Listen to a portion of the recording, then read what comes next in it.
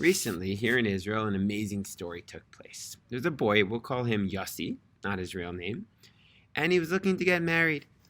And for a long time, he was going through the process, working through Shidduchim, which many Orthodox people go through matchmakers, and he just wasn't getting good matches. And to make things worse, this boy, again, we'll call him Yossi, so he was an orphan, and he didn't have a mother. And one day he went to his rabbi and said, Rebbe, I don't understand. All these years I handled without a mother. Everyone around me was having all that love, and I pushed through, and I didn't complain to Hashem. But now,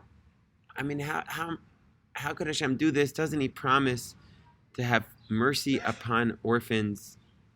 And the rabbi said, listen, I'm not a miracle worker, but we know when we're in troubled times, there's one amazing advice. Talk to Hashem. Go to the Kotel. That's the place where Jews pour their heart out. Go to the Kotel. Talk to God. And maybe there'll be a salvation. Pray to Him. And so the boy did. Meanwhile, 2 weeks earlier, this boy had been suggested a great match about a girl that seemed like it could really go somewhere. And his parents were really excited. And they told the matchmaker, please, go full force. Ask the other side. We give it its approval. And 2 weeks had passed, and the other side had not gotten back to him.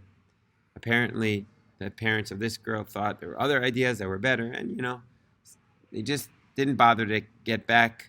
They were still thinking about it. And that day, the matchmaker goes on the bus from Beitar to Jerusalem. And he gets on the bus, and he had just missed a bus a few minutes earlier. And who is he sitting next to? None other than that exact person who he had called up, who he had tried to convince to make that shidduch, to make that match. And now he's sitting right next to him. He says, don't you see the divine providence? I'm the guy that made that match. You're the father. This is a really good idea. The father said, no, I don't know. It doesn't really pull me. But he said, look at the divine providence. You gotta give it a shot. You gotta look more into it. And so the father did. He said, wow, there is something going on here.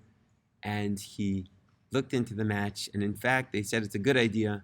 And the boy and the girls went out. They started going out. And thank God, they got engaged.